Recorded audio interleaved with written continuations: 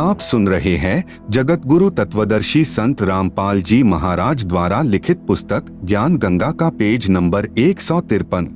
मैंने कहा मरतोली नाम और लेकर देख ले, अपने मन की यह और करके देख ले, अब मैं तेरे को नहीं रोकूंगा, नाम ले ले। ठीक है, क्योंकि संत रामपाल जी से नाम लेने के लिए कहने दूसरे तीसरे महीने सुभाष हमारा भतीजा आता था।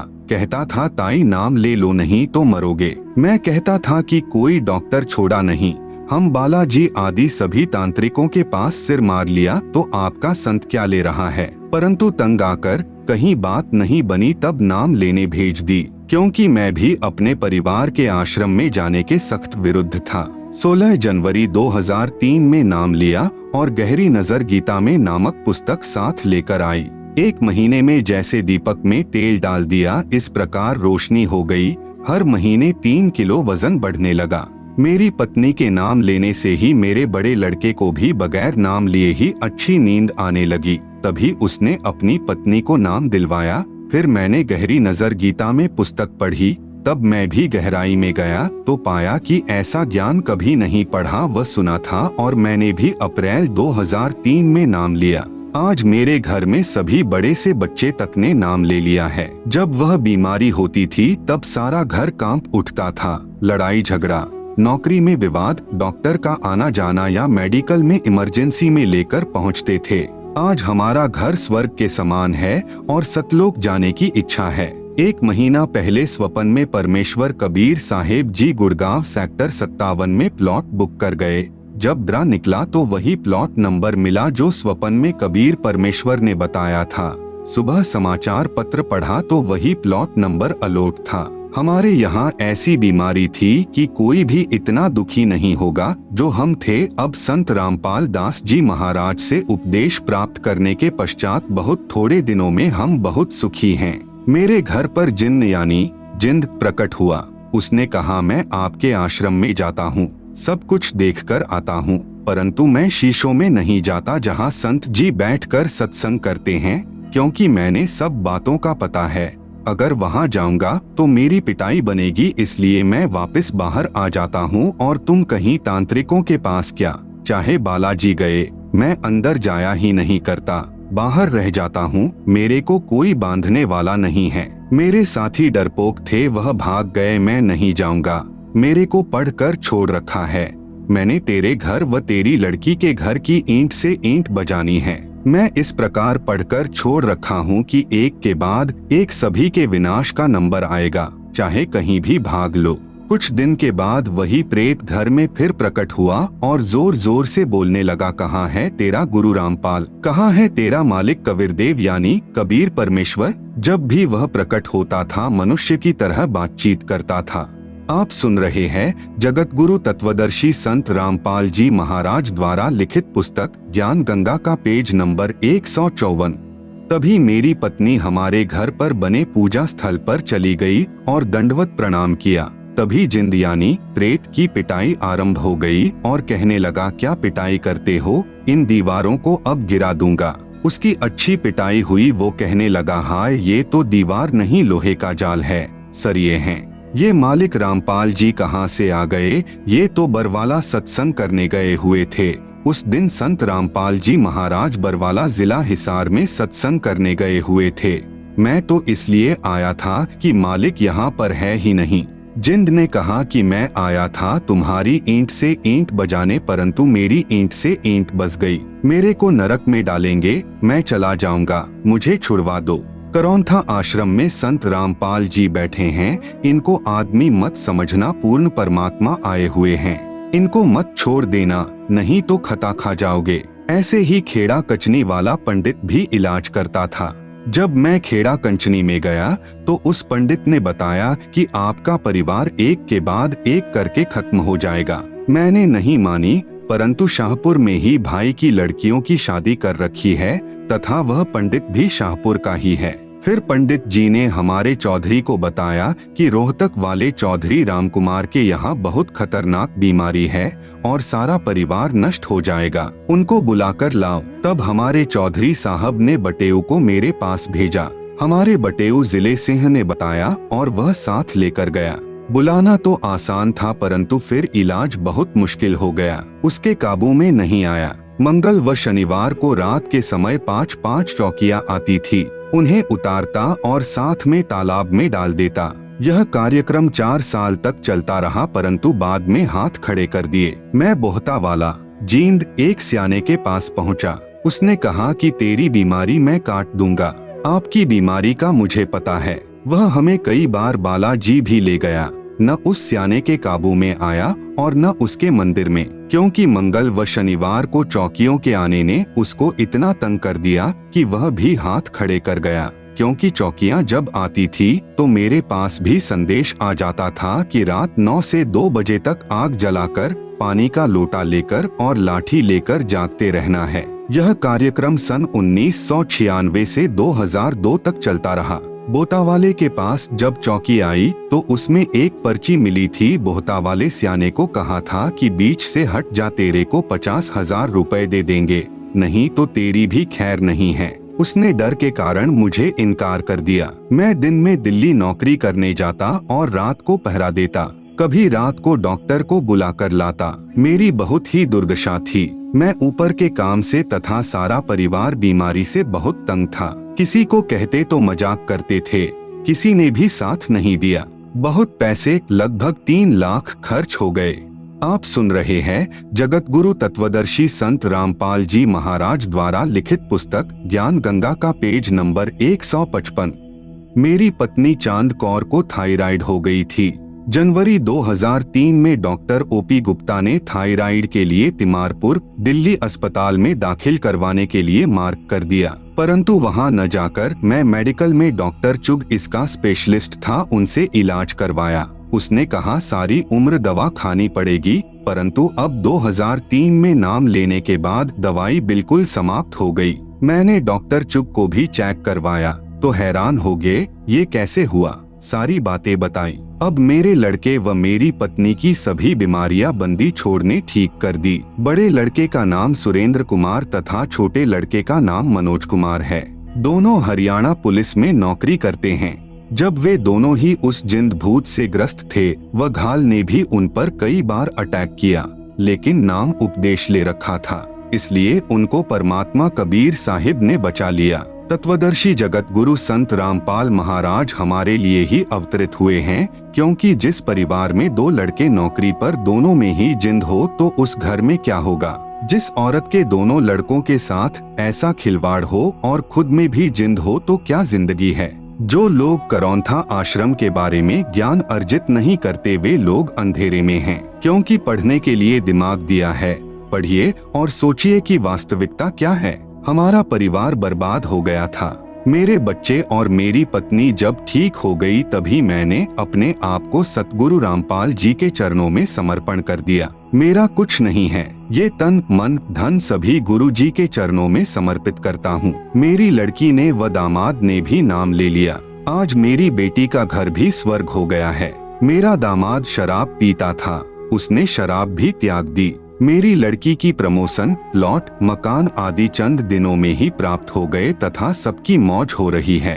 सन 2003 में बंदी छोड़ गुरु रामपाल जी महाराज ने हमारे पाप कर्मों रूपी सूखे घास के ढेर को सतनाम रूपी अग्नि से जलाकर नष्ट कर दिया। न कोई गंडा, न कोई डोरी, न राख, न ताबिज आदि कुछ नहीं, बस केवल बंदी छोड़ के मंत्र यानी नाम उपदेश मात्र से सर्व रोग नष्ट हो गए। मंत्र तो मोक्ष प्राप्ति के लिए सभी बंधनों से छुटकारा पाकर सतलोक ले जाने का है। ये सभी बीमारियां तो रुंगे में कबीरदेव की कृपा से ही समाप्त हो जाती हैं। यदि ऐसा न हो तो भक्ति से विश्वास उठ जाता है। अब हम बहुत सुखी हैं। अब चाहे कोई कुछ भी करे, हमारे घर पर कुछ नहीं हो सकता, क्योंकि हम बंदी छोड़ कबीर साहेब के हंस हैं, उनके चरणों में हैं। मैं भी नहीं मानता था, इन बातों को पाखंड कहता था, परंतु जब एक के बाद एक को डॉक्टर के पास ले जाता था तथा बीमारी में पैसे भी लगे, तंग भी हुए, तब आंखें खुली वास्तव में ही जाल में फंसा रखा है। इसलिए अपने इस भ्रम को भुला देना कि भूत प्रेत कुछ नहीं है। आप सुन रहे हैं जगत गुरु तत्वदर्शी संत रामपाल जी महाराज द्वारा लिखित पुस्तक ज्ञान गंगा का पेज नंबर 156। मैं कहता हूँ कि बकवास नहीं, ये बातें वास्तव में हैं। क्योंकि मरोड़ में मैंने अपने घर को बर्बाद कर दिया होता। इसलिए मैं सभी पाठकों से प्रार्थना करता हूँ कि आप भी अपने समस्त दुखों से छुटकारा पाने व सत्य भक्ति करने के लिए सतलोक आश्रम करौंथा में परम पूज्य संत रामपाल जी महाराज से मुफ्त उपदेश प्राप्त करके अपने मनुष्य जीवन को सफल बनाएं। प्रार्थी headmaster Ramkumar MAB Ed. Mobile number 8684869051। उपरोक्त कुछ भक्तात्माओं की आत्मकथाएं आपने पढ़ी। ऐसे ऐसे भक्त हजारों लाखों हैं जो अपनी आत्मकथा पुस्तकों में लिखवाना चाहते हैं, लेकिन यहाँ पर स्थान के अभाव के कारण हम कुछ एक भक्तों की आत्मकथा दे पाए। यदि सभी भक्तों की आत्मकथा हम लिखने बैठ जाए तो शायद सैकड़ों पुस्तकें छप जाएंगी। इसलिए समझदार व्यक्ति को इशारा यानी संकेत ही काफी होता है। भक्ति में भेद,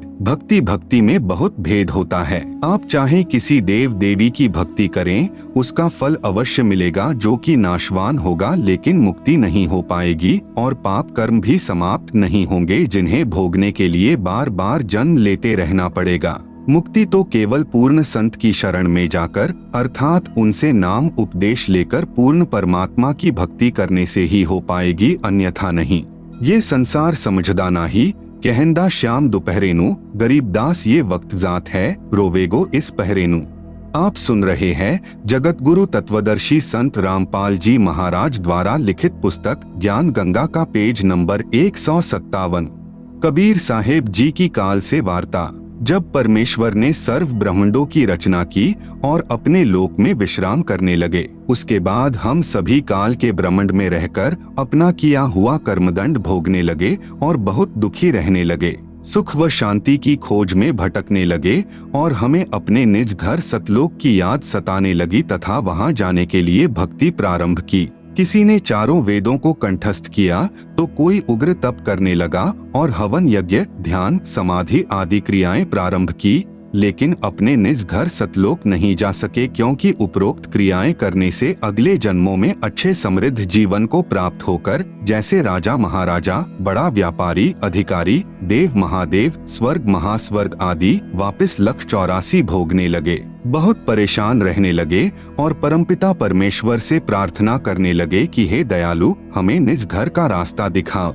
हम हृदय से आपकी भक्ति करते हैं, आप हमें दर्शन क्यों नहीं दे रहे हो? यह वृतांत कबीर साहेब ने धर्मदास जी को बताते हुए कहा कि धर्मदास, इन जीवों की पुकार सुनकर मैं अपने सतलोक से जोगजीत का रूप बनाकर काल लोक में आया। तब 21वें ब्रह्मांड में जहाँ काल का निज घर है, वहाँ पर तप्तशिला पर जीवों को भूनकर सूक्ष्म शरीर से गंध निकाला जा रहा था। मेरे पहुँचने के बाद उन जीवों की जलन समाप्त हो गई। उन्होंने मुझे देखकर कहा कि हे पुरुष, आप कौन हो? आपके दर्शन मात्र से ही हमें बड़ा सुख व शांति का आभास हो रहा है। फिर मैंने बताया कि मैं पारब्रह्म परमेश्वर कबीर हूँ। आप सब जीव मेरे लोक से आकर काल ब्रह्म के लोक में फंस गए हो। यह काल रोजाना 1 लाख मानव के सूक्ष्म शरीर से गंध निकाल कर खाता है और बाद में नाना प्रकार की योनियों में दंड भोगने के लिए छोड़ देता है। तब वे जीवात्माएं कहने लगी कि हे दयालु परमेश्वर, हमारे को इस काल की जेल से छुड़वाओ। मैंने बताया कि यह ब्रह्मांड काल ने 3 बार भक्ति करके मेरे से प्राप्त किए हुए हैं। जो आप यहाँ सब वस्तुओं का प्रयोग कर रहे हो, ये सभी काल की हैं और आप सब अपनी इच्छा से घूमने के लिए आए हो। इसलिए अब आपके ऊपर काल ब्रह्म का बहुत ज्यादा ऋण हो चुका है और वह ऋण मेरे सच्चे नाम के जाप के बिना नहीं उतर सकता।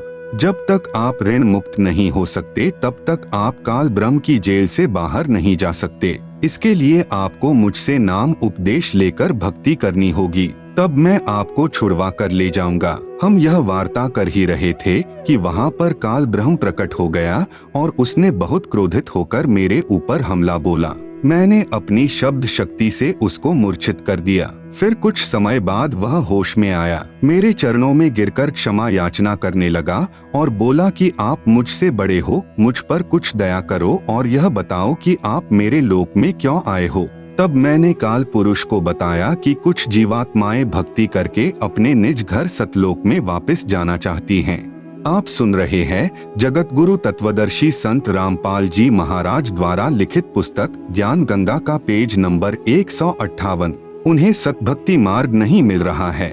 इसलिए वे भक्ति करने के बाद भी इसी लोक में रह जाती हैं। मैं उनको सतभक्ति मार्ग बताने के लिए और तेरा भेद देने के लिए आया हूँ कि तू काल है, 1,00,000 जीवों का आहार करता है और 1,25,00,000 जीवों को उत्पन्न करता है तथा भगवान बनकर बैठा है। मैं इनको बताऊंगा कि तुम जिसकी भक्ति करते हो वह भगवान नहीं, काल है। इतना सुनते ही काल बोला कि यदि सब जीव वापस चले गए तो मेरे भोजन का क्या होगा? मैं भूखा मर जाऊंगा।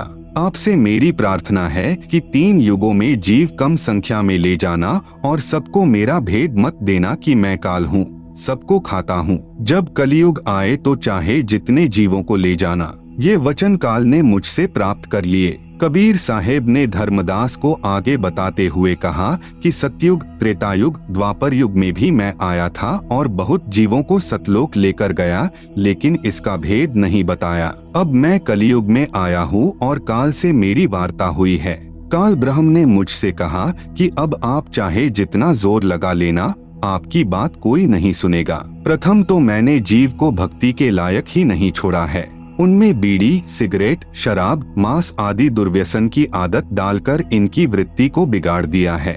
नाना प्रकार की पाखंड पूजा में जीवात्माओं को लगा दिया है। दूसरी बात यह होगी कि जब आप अपना ज्ञान देकर वापस अपने लोक में चले जाओगे तब मैं यानी काल अपने दूत भेजकर आपके पंथ से मिलते जुलते 12 पंथ चलाकर जीवों को भ्रमित कर दूंगा।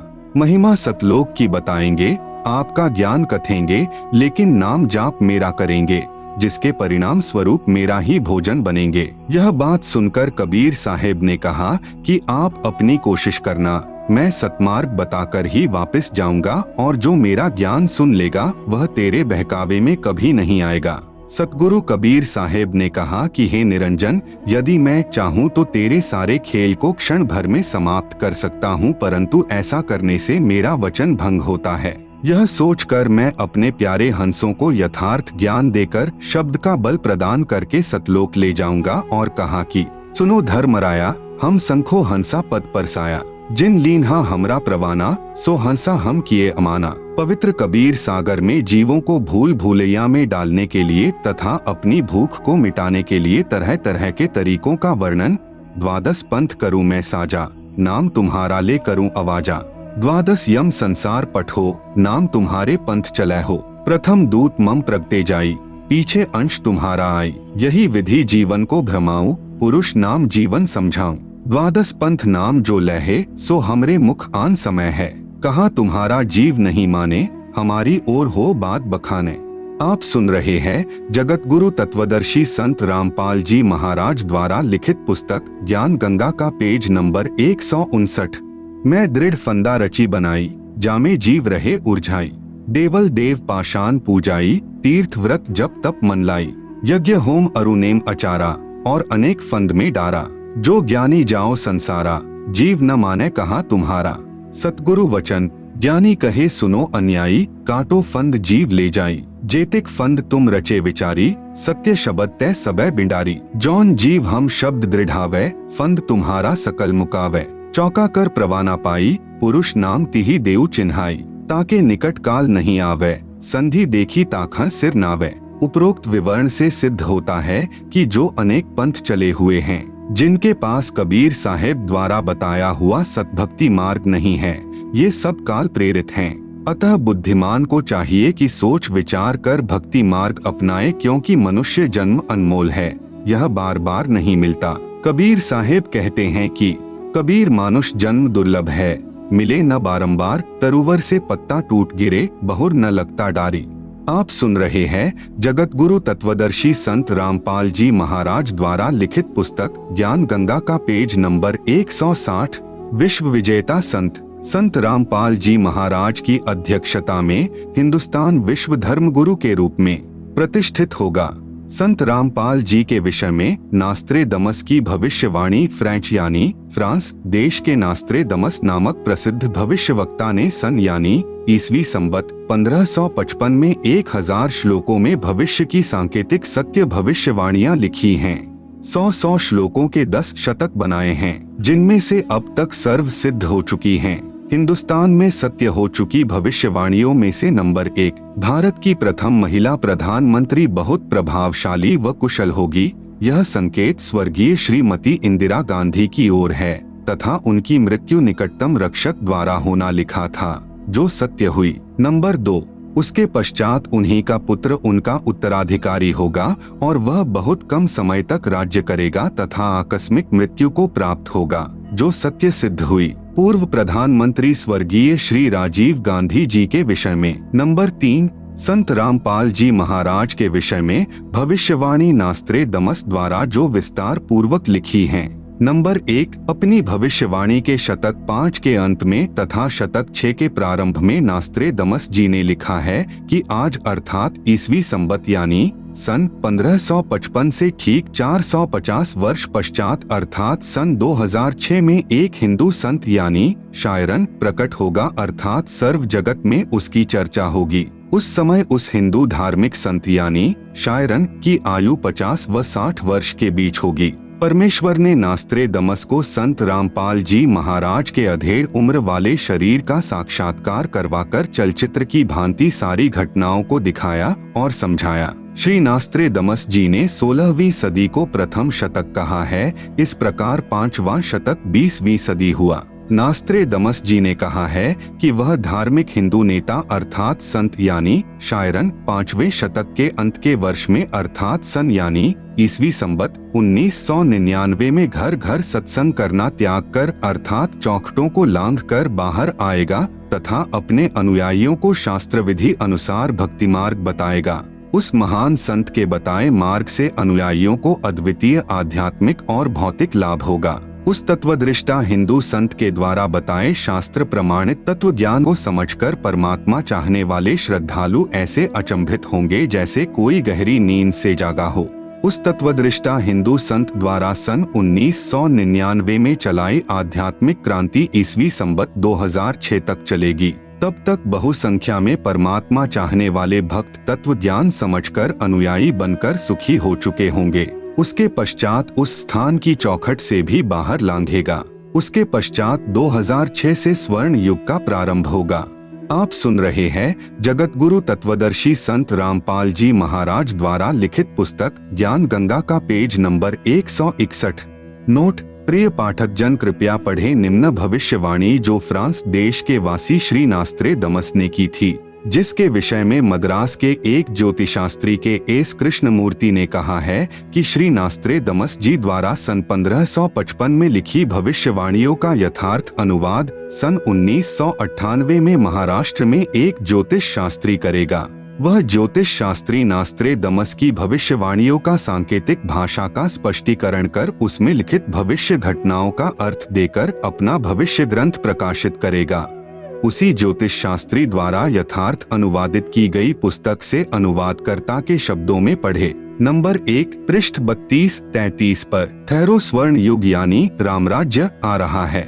एक अधेड़ उम्र का औदार्य यानी उदार अजोड़ महासत्ता अधिकारी भारत ही नहीं सारी पृथ्वी पर स्वर्ण युग लाएगा और अपने सनातन धर्म का पुनरुत्थान करके यथार्थ भक्ति मार्ग बताकर सर्वश्रेष्ठ हिंदू राष्ट्र बनाएगा। तत्पश्चात ब्रह्मदेश पाकिस्तान, बांग्ला, श्रीलंका, नेपाल, तिब्बत यानी तिबेत, अफगानिस्तान, मलाया आदि देशों में वही सार्वभौम धार्मिक नेता होगा। सत्ताधारी चांडाल चौकड़ियों पर उसकी सत्ता होगी। वह नेता यानी शायरन दुनिया को अधाप मालूम होना है, बस देखते रहो। नंबर 2, पृष्ठ 40 पर फिर लिखा है ठहरो रामराज्य यानी स्वर्ण युग आ रहा है। जून ईसवी संबत 1999 से ईसवी संबत 2006 तक चलने वाली उत्क्रांति में स्वर्ण युग का उत्थान होगा। हिंदुस्तान में उद्यन होने वाला तारणहार शायरन दुनिया में सुख समृद्धि व शांति प्रदान करेगा। नास्त्रेदमस जी ने निसंदेह कहा है कि प्रकट होने वाला शायरन अभी ज्ञात नहीं है, लेकिन वह क्रिश्चियन अथवा मुसलमान हरगिज नहीं है, वह हिंदू ही होगा और मैं नास्त्रेदमस उसका अभी छाती ठोक कर गर्व करता हूँ, क्योंकि उस दिव्य स्वतंत्र सूर्य शायरन का उदय होते ही सारे पहले वाले विद्वान कहलाने वाले महान नेताओं को निष्प्रभ होकर उसके सामने नम्र बनना पड़ेगा। वह हिंदुस्तानी महान तत्वदृष्टा संत सभी को अभूतपूर्व राज्य प्रदान करेगा।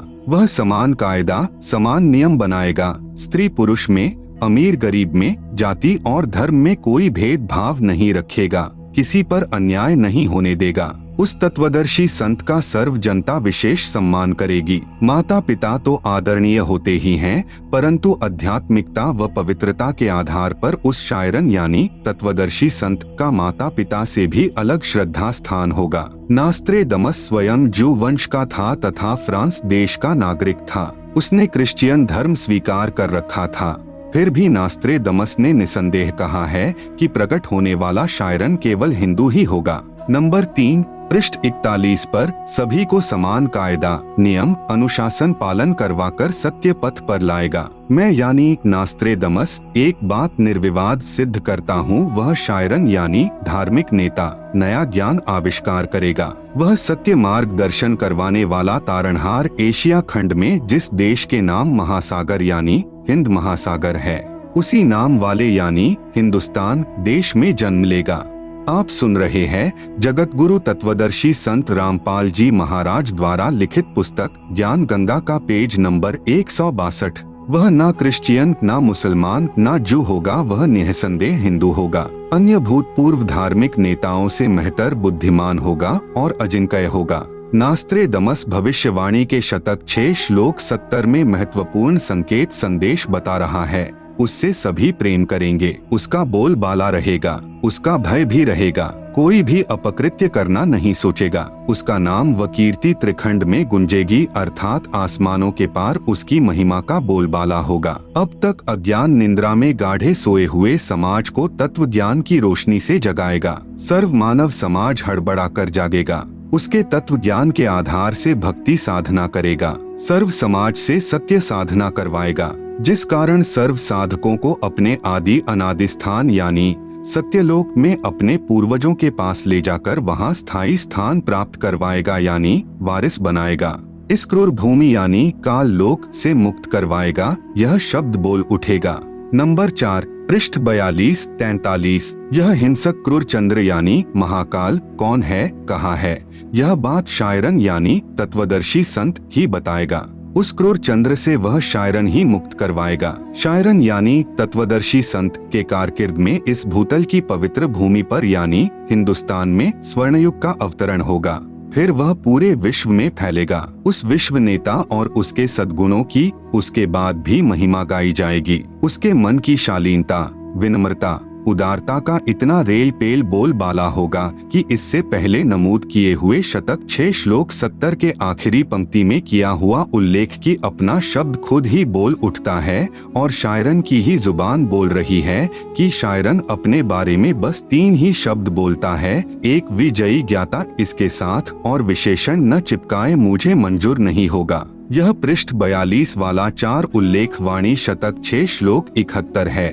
हिंदू शायरन अपने ज्ञान से दैदीप्यमान उत्तुंग ऊंचा स्वरूप का विधान यानी तत्व ज्ञान फिर से बिना शर्त उजागर करवाएगा। Sharon will be chief of the world, loved, feared and unchallenged, और मानवीय संस्कृति निर्धोक संवारेगा, इसमें संदेह नहीं। अभी किसी को मालूम नहीं, लेकिन अपने समय पर जैसे नरसिंह अचानक प्रकट हुआ था, ऐसे ही वह विश्व महान नेता यानी ग्रेट शायरन अपने तर्कशुद्ध अचूक आध्यात्मिक ज्ञान और भक्ति तेज से विख्यात होगा। मैं यानी नास्त्रेदमस अचंभित हूँ। मैं ना उसके देश यानी जहाँ से अवतरित होगा अर्थात सतलोक देश को तथा ना उसको जानता हूँ, मैं उसे सामने देख भी रहा हूँ। उसकी महिमा का शब्दबद्ध में कोई मिसाल नहीं कर सकता। बस उसे ग्रेट शायरन यानी महान धार्मिक नेता कहता हूँ। अपने धर्म बंधुओं की सद्कालीन समस्या से दयनीय अवस्था से बेचैन होता हुआ, स्वतंत्र ज्ञान सूर्य का उदय करता हुआ, अपने भक्ति तेज से जग का तारणहार 5वें शतक यानी 20वीं सदी के अंतिम वर्ष में के अंत में ईस्वी संबत 1999 अधेड़ उम्र का विश्व का महान नेता जैसे तेजस्वी सिंह मानव यानी ग्रेट शायरन उदिवग्न अवस्था से चौखट लांघता हुआ मेरे यानी नास्त्रेदमस के मन का भेद ले रहा है और मैं उसका स्वागत करता हुआ आश्चर्यचकित हो रहा हूँ, उदास भी हो रहा हूँ, क्योंकि उसका दुनिया को ज्ञान न होने से मेरा शायरन यानी तत्वदर्शी संत उपेक्षा का पात्र बन रहा है। आप सुन रहे हैं जगत गुरु तत्वदर्शी संत रामपाल जी महाराज द्वारा लिखित पुस्तक ज्ञान गंगा का पेज नंबर 163। मेरी यानी नास्त्रेदमस की चित भेदक भविष्यवाणी की और उस वैश्विक सिंह मानव की उपेक्षा न करें। उसके प्रकट होने पर तथा उसके तेजस्वी तत्व ज्ञान रूपी सूर्य उदय होने से आदर्शवादी श्रेष्ठ व्यक्तियों का पुनरुत्थान तथा स्वर्ण युग का प्रभात शतक 6 में आज ईस्वी संवत 1555 से 450 वर्ष बाद अर्थात 2006 में यानी 1555 प्लस 450 बराबर 2005 के पश्चात अर्थात 2006 में शुरुआत होगी। इस कृतार्थ शुरुआत का मैं यानी नास्त्रेदमस दृष्टा हो रहा हूँ। नंबर 5 पृष्ठ 44, 45, 46 नास्त्रेदमस शतक 1 श्लोक 50 में फिर प्रमाणित कर रहा है। 3 ओर से सागर से घिरे द्वीप यानी हिंदुस्तान देश में उस महान संत का जन्म होगा। उस समय तत्व ज्ञान के अभाव से अज्ञान अंधेरा होगा, नैतिकता का पतन होकर हाहाकार मचा होगा। वह शायरन यानी धार्मिक नेता गुरुवर अर्थात गुरुजी को वर यानी श्रेष्ठ मानकर अपनी साधना करेगा तथा करवाएगा। वह धार्मिक नेता यानी तत्वदर्शी संत अपने धर्म बल अर्थात भक्ति की शक्ति से तथा तत्व ज्ञान द्वारा सर्व राष्ट्रों को नतमस्तक करेगा। एशिया में उसे रोकना अर्थात उसके प्रचार में बाधा करना पागलपन होगा। शतक 1 श्लोक 50। नोट: नास्त्रेदमस की भविष्यवाणी फ्रांस देश की भाषा में लिखी गई थी। बाद में एक पाल ब्रंटन नामक अंग्रेज ने इस नास्त्रेदमस की भविष्यवाणी सेंचुरी ग्रंथ को फ्रांस में कुछ वर्ष रहकर समझा, फिर इंग्लिश भाषा में लिखा। उसने गुरुवर शब्द को बृहस्पति गुरुवार अर्थात थर्सडे जानकर लिख दिया कि वह अपनी पूजा का आधार बृहस्पतिवार को बनाएगा। वास्तव में गुरुवर शब्द है जिसका अर्थ है सर्व गुरुओं में जो एक तत्वज्ञाता श्रेष्ठ है तथा गुरु को मुख्य मानकर साधना करना होता है। वेद भाषा में बृहस्पति का भावार्थ सर्वोच्च स्वामी अर्थात परमेश्वर, दूसरा अर्थ बृहस्पति का जगत गुरु भी होता है। जगत गुरु तथा परमेश्वर भी बृहस्पति का बोध है। वह अधेड़ उम्र में तत्व ज्ञान का ज्ञाता तथा ज्ञेय होकर त्रिखंड में कीर्तिमान होगा। मुझ यानी नास्त्रेदमस को उसका नया उपाय साधना मंत्र ऐसा जालिम मालूम हो रहा है जैसे सर्प को वश करने वाला गार्डू मंत्र से महाविशैले सर्प को वश कर लेता है। वह नया उपाय नया कायदा बनाने वाला तत्ववेता दुनिया के सामने उजागर होगा। उसी को मैं यानी नास्त्रेदमस अचंभित होकर ग्रेट शायरन बता रहा हूँ। उसके ज्ञान के दिव्य तेज के प्रभाव से उस द्वीपकल्प यानी भारतवर्ष में आक्रामक तूफान खलबली मचेगी अर्थात अज्ञानी संतों द्वारा विद्रोह किया जाएगा। उसको शांत करने का उपाय भी उसी को मालूम होगा। जैसे जालिम सरपनी को वश किया जाता है, वह सिंह के समान शक्तिशाली व तेजपुंज व्यक्तित्व का होगा। यह मैं नास्त्रेदमस स्पष्ट शब्दों में बता रहा हूँ कि वह कुंडलिनी शक्ति धारण किए हुए है। आगे स्पष्ट शब्द यह है कि जिस समय वह शायरन जिस महासागर में द्वीपकल्प है उसी देश के नाम पर महासागर का भी नाम है यानी हिंद महासागर। आप सुन रहे हैं जगत गुरु तत्वदर्शी संत रामपाल जी महाराज द्वारा लिखित पुस्तक ज्ञान गंगा का पेज नंबर 164। विशेषता यह होगी कि उस देश की भुजंग सर्पिनी शक्ति यानी कुंडलनी शक्ति का पूर्ण परिचित प्रू मास्टर होगा। वह शायरन यानी महान धार्मिक नेता, उदारमत वाला, कृपालु, दयालु, दैदीप्यमान, सनातन साम्राज्य अधिकारी, आदि पुरुष यानी सत्य पुरुष का अनुयायी होगा। उसकी सत्ता सार्वभौम होगी। उसकी महिमा उपाय गुरु श्रद्धा गुरु भक्ति अर्थात गुरु बिना कोई साधना सफल नहीं होती, इस सिद्धांत को दृढ़ करेगा। तत्व ज्ञान का सत्संग करके प्रथम अज्ञान निंद्रा में सोए अपने धर्म बंधुओं यानी हिंदुओं को जागृत करके अंधविश्वास के आधार पर साधना कर रहे श्रद्धालुओं को शास्त्र विधि रहित साधना का बुर्का फाड़कर गूढ़ गहरे ज्ञान यानी तत्व ज्ञान का प्रकाश करेगा। अपने सनातन धर्म का पालन करवाकर समृद्ध शांति का अधिकारी बनाएगा।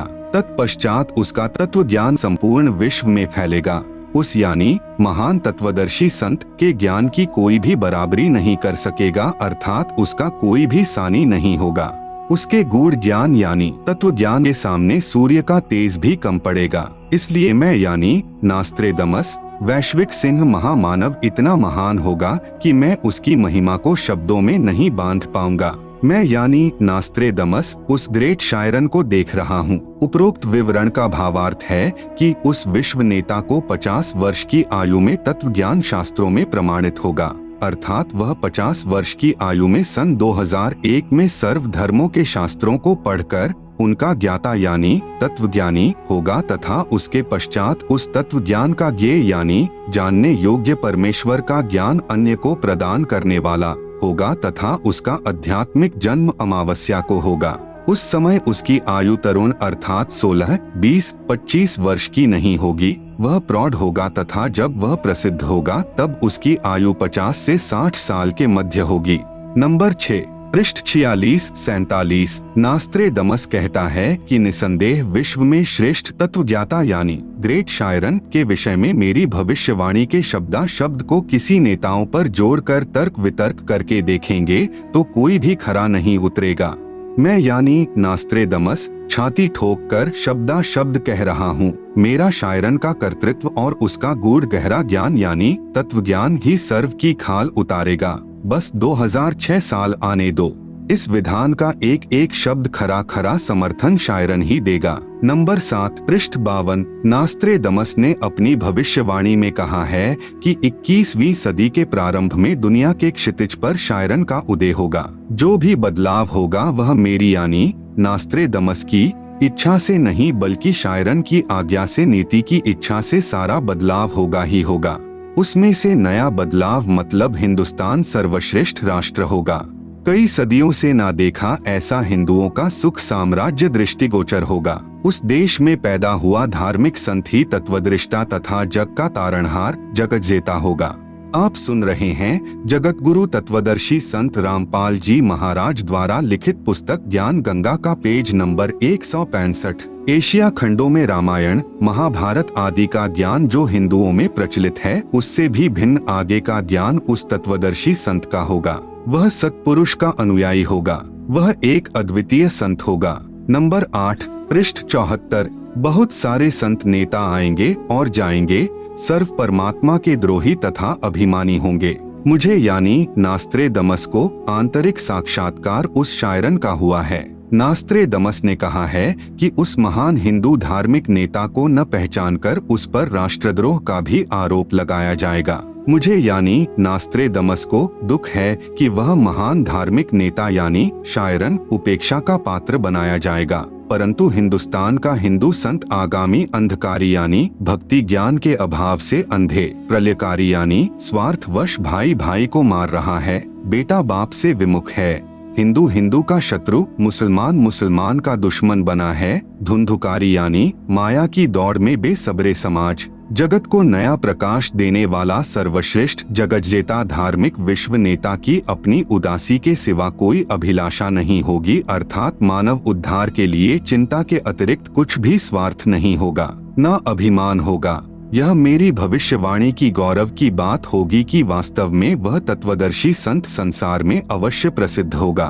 उसके द्वारा बताया ज्ञान सदियों तक छाया रहेगा। वह संत आधुनिक वैज्ञानिकों की आंखें चकाचौंध करेगा, ऐसे आध्यात्मिक चमत्कार करेगा कि वैज्ञानिक भी आश्चर्य में पड़ जाएंगे। उसका सर्व ज्ञान शास्त्र प्रमाणित होगा। मैं यानी नास्त्रेदमस कहता हूँ कि बुद्धिवादी व्यक्ति उसकी उपेक्षा न करें, उसे छोटा ज्ञानदीप न समझें। उस तत्ववेता महामानव यानी शायरन को सिंहासनस्थ करके यानी आसन पर बैठाकर उसको आराध्य देव मानकर पूजा करें। वह आदि पुरुष यानी सत्पुरुष का अनुयायी दुनिया का तारणहार होगा।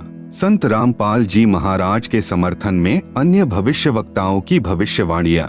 नंबर 1, इंग्लैंड के ज्योतिषी कीरो ने सन 1925 में लिखी पुस्तक में भविष्यवाणी की है। 20वीं सदी अर्थात सन 2000 ईस्वी के उत्तरार्ध में यानी सन 1950 के पश्चात उत्पन्न संत ही विश्व में एक नई सभ्यता लाएगा जो संपूर्ण विश्व में फैल जाएगी। भारत का वह एक व्यक्ति सारे संसार में ज्ञान क्रांति ला देगा।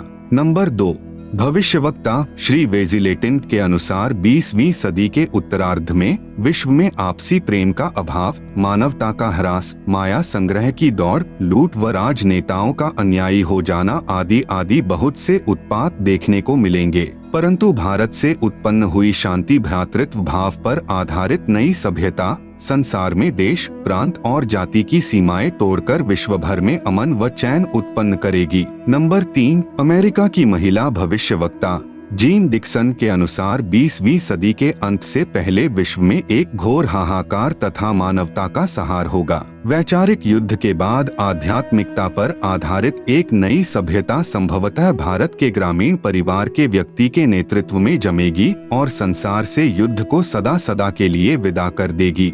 आप सुन रहे हैं जगत गुरु तत्वदर्शी संत रामपाल जी महाराज द्वारा लिखित पुस्तक ज्ञान गंगा का पेज नंबर 166।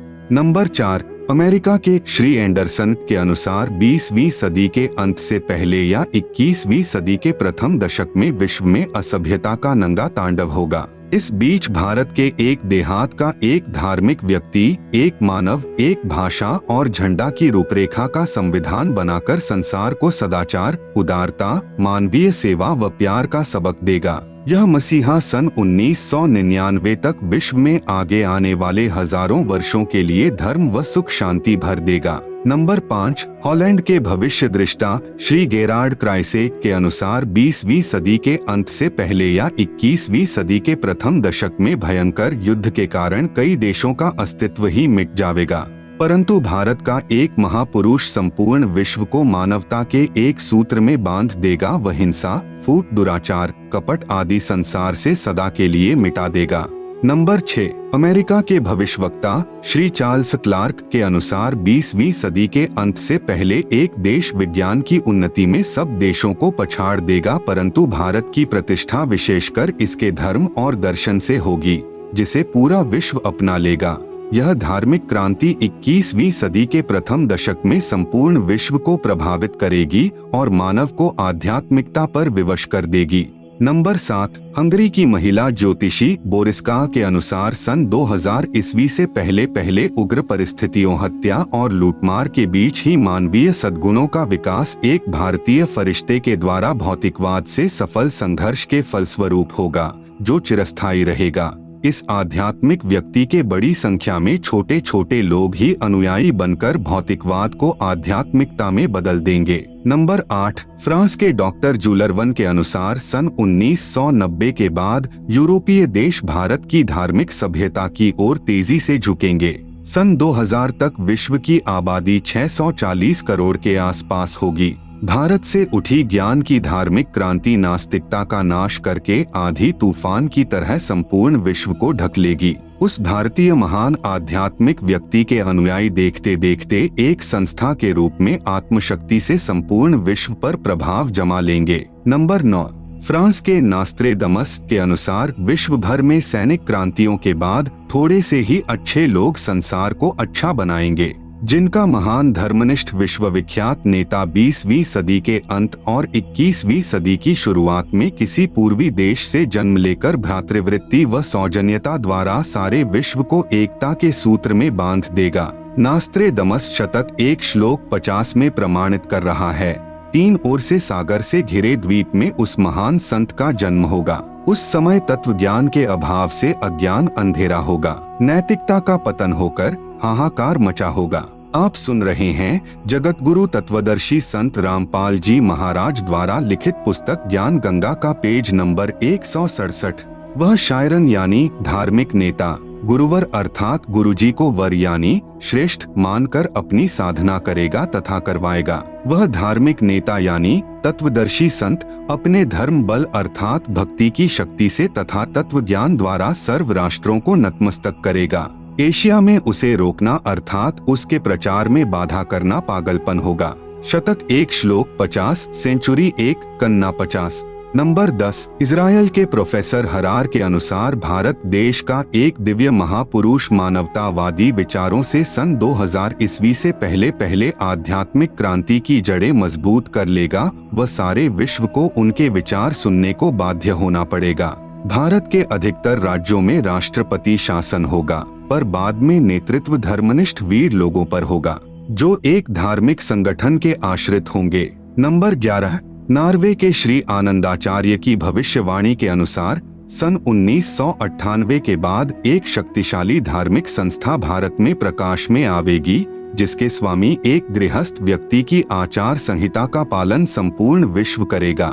धीरे धीरे भारत औद्योगिक, धार्मिक और आर्थिक दृष्टि से विश्व का नेतृत्व करेगा और उसका विज्ञान यानी आध्यात्मिक तत्वज्ञान ही पूरे विश्व को मान्य होगा। उपरोक्त भविष्यवाणियों के अनुसार ही आज विश्व में घटनाएं घट रही हैं। युग परिवर्तन प्रकृति का अटल सिद्धांत है। वैदिक दर्शन के अनुसार 4 युगों सतयुग, त्रेतायुग, द्वापर और कलयुग की व्यवस्था है। जब पृथ्वी पर पापियों का एक छत्र साम्राज्य हो जाता है, तब भगवान पृथ्वी पर मानव रूप में प्रकट होता है। मानवता के इस पूर्ण विकास का काम अनादि काल से भारत ही करता आया है। इसी पुण्य भूमि पर अवतारों का अवतरण अनादि काल से होता आ रहा है। लेकिन कैसी विडंबना है कि ऋषि मुनियों, महापुरुषों व अवतारों के जीवन काल में उस समय के शासन व्यवस्था व जनता ने उनकी दिव्य बातों व आदर्शों पर ध्यान नहीं दिया और उनके अंतर्ध्यान होने पर दुगने उत्साह से उनकी पूजा शुरू कर पूजने लग गए।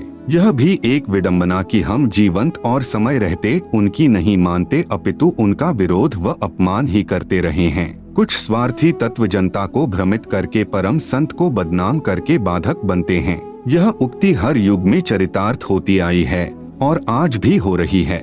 जो महापुरुष हजारों कष्टों को सहन कर अपनी तपस्या व सत्य पर अडिग रहता है, उनकी बात असत्य नहीं हो सकती। सत्य पर अडिग रहते हुए ईसा मसीह ने अपने शरीर में कीलों की भयंकर पीड़ा को झेला। सुकरात ने जहर का प्याला पिया। श्री राम तथा श्री कृष्ण जी को भी यातनाओं का शिकार होना पड़ा। ईसा मसीह ने कहा था कि पृथ्वी और आकाश टल सकते हैं, सूर्य का अटल सिद्धांत है उदय अस्त वो भी निरस्त हो सकता है, लेकिन मेरी बातें कभी झूठी नहीं हो सकती है। आप सुन रहे हैं जगत गुरु तत्वदर्शी संत रामपाल जी महाराज द्वारा लिखित पुस्तक ज्ञान गंगा का पेज नंबर 168।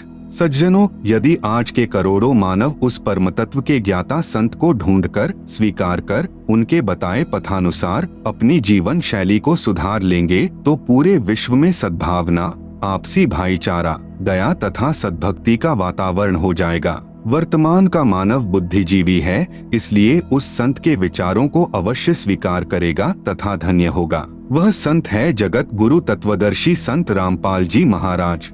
कृपया पढ़े संत रामपाल जी महाराज की संक्षिप्त जीवनी जो सर्व भविष्यवाणियों पर खरी उतर रही है। संत रामपाल जी महाराज का संक्षिप्त परिचय। संत रामपाल जी का जन्म 8 सितंबर 1951 को गांव धनाना जिला सोनीपत हरियाणा में एक किसान परिवार में हुआ। पढ़ाई पूरी करके हरियाणा प्रांत में सिंचाई विभाग में जूनियर इंजीनियर की पोस्ट पर 18 वर्ष कार्यरत रहे। सन 1988 में परम संत रामदेवानंद जी से दीक्षा प्राप्त की तथा तन मन से सक्रिय होकर स्वामी रामदेवानंद जी द्वारा बताए भक्ति मार्ग से साधना की तथा परमात्मा का साक्षात्कार किया। संत रामपाल जी को नाम दीक्षा 17 फरवरी 1988 को फाल्गुन महीने की अमावस्या को रात्रि में प्राप्त हुई। उस समय संत रामपाल जी महाराज की आयु 37 वर्ष थी। उपदेश दिवस यानी दीक्षा दिवस को संत मत में उपदेशी भक्त का आध्यात्मिक जन्मदिन माना जाता है। उपरोक्त विवरण श्री नास्त्रे दमस जी की उस भविष्यवाणी से पूर्ण मेल खाता है जो पृष्ठ संख्या 44-45 पर लिखी है। जिस समय उस तत्वदृष्टा शायरन का आध्यात्मिक जन्म होगा उस दिन अंधेरी अमावस्या होगी। उस समय उस विश्व नेता की आयु 16, 20, 25 वर्ष नहीं होगी। वह तरुण नहीं होगा बल्कि वह प्रौढ़ होगा और वह 50 और 60 वर्ष के बीच की उम्र में संसार में प्रसिद्ध होगा। वह सन 2006 होगा। सन 1993 में स्वामी रामदेवानंद जी महाराज ने आपको सत्संग करने की आज्ञा दी तथा सन 1994 में नामदान करने की आज्ञा प्रदान की। भक्ति मार्ग में लीन होने के कारण जूनियर इंजीनियर की पोस्ट से त्यागपत्र दे दिया, जो हरियाणा सरकार द्वारा 16/5/2000 को पत्र क्रमांक 3492-3500 तिथि 16/5/2000 के तहत स्वीकृत है। सन 1994 से 1998 तक संत रामपाल जी महाराज ने घर घर, गांव गांव, नगर नगर में जाकर सत्संग किया। बहुसंख्या में अनुयायी हो गए। साथ साथ ज्ञानहीन संतों का विरोध भी बढ़ता गया। सन 1999 में गांव करौंथा जिला रोहतक यानी हरियाणा में सतलोक आश्रम करौंथा की स्थापना की तथा 1 जून 1999 से 7 जून 1999 तक परमेश्वर कबीर जी के प्रकट दिवस पर 7 दिवसीय विशाल सत्संग का आयोजन करके आश्रम का प्रारंभ किया तथा महीने की प्रत्येक पूर्णिमा को 3 दिन का सत्संग प्रारंभ किया। आप सुन रहे हैं जगत गुरु तत्वदर्शी संत रामपाल जी महाराज द्वारा लिखित पुस्तक ज्ञान गंगा का पेज नंबर 169। दूर दूर से श्रद्धालु सत्संग सुनने आने लगे तथा तत्व ज्ञान को समझकर बहुसंख्या में अनुयायी बनने लगे। चंद दिनों में संत रामपाल महाराज जी के अनुयायियों की संख्या लाखों में पहुंच गई। जिन ज्ञानहीन संतों व ऋषियों के अनुयायी संत रामपाल जी के पास आने लगे तथा अनुयायी बनने लगे, फिर उन अज्ञानी आचार्यों तथा संतों से प्रश्न करने लगे कि आप सर्व ज्ञान अपने सदग्रंथों के विपरीत बता रहे हो। यजुर्वेद अध्याय 8 मंत्र 13 में लिखा है कि पूर्ण परमात्मा अपने भक्त के सर्व अपराध यानी पाप नाश यानी क्षमा कर देता है। आपकी पुस्तक जो हमने खरीदी है उसमें लिखा है कि परमात्मा अपने भक्त के पाप क्षमा यानी नाश नहीं करता। आपकी पुस्तक सत्यार्थ प्रकाश समुल्लास 7 में लिखा है कि सूर्य पर पृथ्वी की तरह मनुष्य तथा अन्य प्राणी वास करते हैं। इसी प्रकार पृथ्वी की तरह सर्व पदार्थ हैं। बाग बगीचे नदी झरने आदि, क्या यह संभव है? पवित्र यजुर्वेद अध्याय 5 मंत्र 1 में लिखा है कि परमात्मा सशरीर है। अग्ने तनुह असि विष्णवे त्वा सोमस्य तनुर असि। इस मंत्र में 2 बार गवाही दी है कि परमेश्वर सशरीर है। उस अमर पुरुष परमात्मा का सर्व के पालन करने के लिए शरीर है, अर्थात परमात्मा जब अपने भक्तों को तत्व ज्ञान समझाने के लिए कुछ समय अतिथि रूप में इस संसार में आता है तो अपने वास्तविक तेजोमय शरीर पर हल्के तेजपुंज का शरीर ओढ़कर आता है। इसलिए उपरोक्त मंत्र में 2 बार प्रमाण दिया है। इस तरह के तर्क से निरुत्तर होकर अपने अज्ञान का पर्दाफाश होने के भय से उन अज्ञानी संतों महंतों व आचार्यों ने सतलोक आश्रम करौंथा के आसपास के गांवों में संत रामपाल जी महाराज को बदनाम करने के लिए दुष्प्रचार करना प्रारंभ कर दिया तथा 12/7/2006 को संत रामपाल को जान से मारने तथा आश्रम को नष्ट करने के लिए आप तथा अपने अनुयायियों से सतलोक आश्रम पर आक्रमण करवाया। पुलिस ने रोकने की कोशिश की जिस कारण से कुछ उपद्रवकारी चोटिल हो गए। सरकार ने सतलोक आश्रम को अपने अधीन कर लिया तथा संत रामपाल जी महाराज व कुछ अनुयायियों पर झूठा केस बनाकर जेल में डाल दिया। इस प्रकार 2006 में संत रामपाल जी महाराज विख्यात हुए। भले ही अनजानों ने झूठे आरोप लगाकर संत को प्रसिद्ध किया, परंतु संत निर्दोष है। प्रिय पाठकों, नास्त्रेदमस की भविष्यवाणी को पढ़कर सोचेंगे कि संत रामपाल जी को इतना बदनाम कर दिया है, कैसे संभव होगा कि विश्व को ज्ञान प्रचार करेगा। उनसे प्रार्थना है कि परमात्मा पल में परिस्थिति बदल सकता है। कबीर साहेब से सब होत है, बंदे से कछु नाही, राई से पर्वत करे, पर्वत से फिर राई। परमेश्वर कबीर जी अपने बच्चों के उद्धार के लिए शीघ्र ही समाज को तत्व ज्ञान द्वारा वास्तविकता से परिचित करवाएंगे। फिर पूरा विश्व संत रामपाल जी महाराज के ज्ञान का लोहा मानेगा। आप सुन रहे हैं जगत गुरु तत्वदर्शी संत रामपाल जी महाराज द्वारा लिखित पुस्तक ज्ञान गंगा का पेज नंबर 170। संत रामपाल जी महाराज सन 2003 से अखबारों व टीवी चैनलों के माध्यम से सत्य ज्ञान का प्रचार कर अन्य धर्म गुरुओं से कह रहे हैं कि आपका ज्ञान शास्त्र विरुद्ध, अर्थात आप भक्त समाज को शास्त्र रहित पूजा करवा रहे हैं और दोषी बन रहे हैं। यदि मैं गलत कह रहा हूं तो इसका जवाब दो। आज तक किसी भी संत ने जवाब देने की हिम्मत नहीं की। संत रामपाल जी महाराज को ईस्वी संवत यानी सन 2001 में अक्टूबर महीने के प्रथम बृहस्पतिवार को अचानक प्रेरणा हुई कि सर्व धर्मों के सद्ग्रंथों का गहराई से अध्ययन कर इस आधार पर सर्वप्रथम पवित्र श्रीमद् भगवद गीता जी का अध्ययन किया तथा पुस्तक गहरी नजर गीता में की रचना की तथा उसी आधार पर सर्वप्रथम राजस्थान प्रांत के जोधपुर शहर में मार्च 2002 में सत्संग प्रारंभ किया। इसलिए नास्त्रेदमस जी ने कहा है कि विश्व धार्मिक हिंदू संत यानी शायरन 50 वर्ष की आयु में अर्थात 2001 ज्ञाता होकर प्रचार करेगा। संत रामपाल जी महाराज का जन्म पवित्र हिंदू धर्म में सन यानी ईस्वी संवत 1951 में 8 सितंबर को गांव धनाना जिला सोनीपत प्रांत हरियाणा भारत में एक किसान परिवार में हुआ। इस प्रकार सन 2001 में संत रामपाल जी महाराज की आयु 50 वर्ष बनती है, सो नास्त्रेदमस के अनुसार खरी है।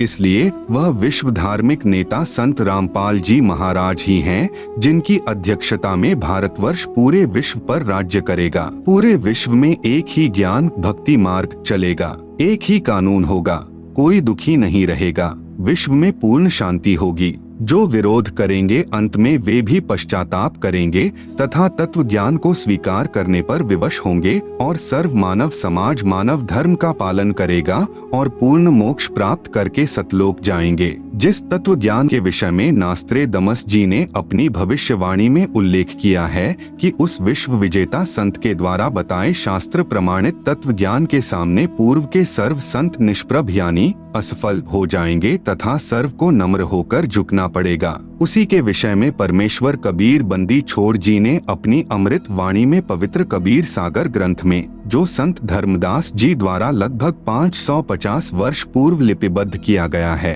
कहा है कि एक समय आएगा जब पूरे विश्व में मेरा ही ज्ञान चलेगा, पूरा विश्व शांति पूर्वक भक्ति करेगा, आपस में विशेष प्रेम होगा, सतयुग जैसा समय यानी स्वर्ण युग होगा। परमेश्वर कबीर बंदी छोड़ द्वारा बताए ज्ञान को संत रामपाल जी महाराज ने समझा है। इसी ज्ञान के विषय में कबीर साहेब जी ने अपनी वाणी में कहा है कि कबीर और ज्ञान सब ज्ञानड़ी, कबीर ज्ञान सो ज्ञान, जैसे गोला तोप का करता चले मैदान। भावार्थ है कि यह तत्व ज्ञान इतना प्रबल है कि इसके समक्ष अन्य संतों व ऋषियों का ज्ञान टिक नहीं पाएगा। जैसे तोप यंत्र का गोला जहाँ भी गिरता है वहाँ पर सर्व किलों तक को ढहाकर साफ मैदान बना देता है। आप सुन रहे हैं जगत गुरु तत्वदर्शी संत रामपाल जी महाराज द्वारा लिखित पुस्तक ज्ञान गंगा का पेज नंबर 171। यही प्रमाण संत गरीबदास जी छुड़ानी, जिला झज्जर, हरियाणा वाले ने दिया है कि सतगुरु यानी तत्वदर्शी संत परमेश्वर कबीर बंदी छोड़ का भेजा हुआ दिल्ली मंडल में आएगा। गरीब सतगुरु दिल्ली मंडल आयसी, सूती धरणी सूम जगाएसी, परमात्मा की भक्ति बिना कंजूस हो गए व्यक्तियों को जगाएगा। गांव धनाना, जिला सोनीपत पहले दिल्ली शासित क्षेत्र में पड़ता था। इसलिए संत गरीबदास जी महाराज ने कहा है कि सतगुरु यानी वास्तविक ज्ञान जानने वाला संत अर्थात तत्वदृष्टा संत दिल्ली मंडल में आएगा। फिर कहा है कि साहेब कबीर तख्त खवासा, दिल्ली मंडल लीजय वासा। भावार्थ है कि परमेश्वर कबीर बंदी छोड़ के तख्त यानी दरबार का ख्वास यानी नौकर अर्थात परमेश्वर का नुमाइंदा यानी प्रतिनिधि दिल्ली मंडल में वास करेगा अर्थात वहां उत्पन्न होगा। प्रथम अपने हिंदू बंधुओं को तत्व ज्ञान से परिचित करवाएगा। बुद्धिमान हिंदू ऐसे जागेंगे जैसे कोई हड़बड़ा कर जागता है अर्थात उस संत के द्वारा बताए तत्व ज्ञान को समझकर अविलंब उसकी शरण ग्रहण करेंगे। फिर पूरा विश्व उस तत्वदर्शी हिंदू संत के ज्ञान को स्वीकार करेगा। यह भविष्यवाणी श्री नास्त्रेदमस जी ने भी की है। नास्त्रेदमस जी ने यह भी लिखा है कि मुझे दुख इस बात का है कि उससे परिचित न होने के कारण मेरा शायरन यानी तत्वदृष्टा संत उपेक्षा का पात्र बना है। हे बुद्धिमान मानव, उसकी उपेक्षा ना करो, वह तो सिंहासनस्थ करके यानी आसन पर बैठाकर आराध्य देव यानी इष्ट देव रूप में मान करने योग्य है। वह हिंदू धार्मिक संत शायरन आदि पुरुष यानी पूर्ण परमात्मा का अनुयायी जगत का तारणहार है। नास्त्रेदमस जी भविष्य वक्ता ने पुस्तक पृष्ठ 41-42 पर 3 शब्द का उल्लेख किया है। कहा है कि वह विश्व विजेता तत्वदृष्टा संत क्रूर चंद्र अर्थात काल की दुखदायी भूमि से छुड़ाकर अपने आदि अनादि पूर्वजों के साथ वारिस बनाएगा तथा मुक्ति दिलाएगा। यहाँ पर उपदेश मंत्र की ओर संकेत है कि वह शायरन केवल 3 शब्द यानी ओम तत् सत की मंत्र जाप देगा। इन 3 शब्दों के साथ मुक्ति का कोई अन्य शब्द न चिपकाएगा। यही प्रमाण पवित्र ऋग्वेद मंडल 10 सूक्त 90 मंत्र 16 में, सामवेद श्लोक संख्या 822 तथा श्रीमद् भगवत गीता अध्याय 17 श्लोक 23 में है कि पूर्ण संत यानी तत्वदर्शी संत 3 मंत्र यानी ओम तत् सत जिनमें तत् तथा सत सांकेतिक हैं देकर पूर्ण परमात्मा यानी आदि पुरुष की भक्ति करवाकर जीव को काल जाल से मुक्त करवाता है। फिर वह साधक की भक्ति कमाई के बल से वहां चला जाता है जहां आदि सृष्टि के अच्छे प्राणी रहते हैं।